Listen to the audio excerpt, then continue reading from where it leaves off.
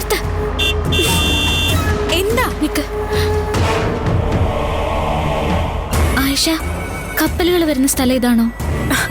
കപ്പലിന്റെ ഹാർബറിലല്ലേ വരിക? ഇതാണോ ഹാർബർ?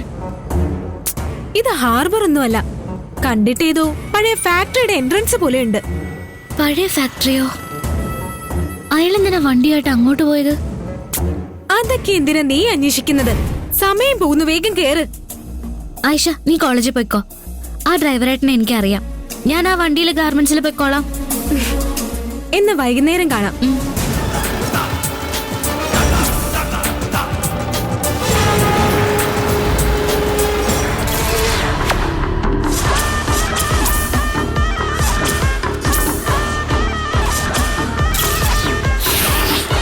ഇത് കണ്ടിട്ട് മയക്കുമരുന്നാന്നാ തോന്നുന്നത്. ഇവരൊന്നും വെറുതെ വിടാൻ പാടില്ല.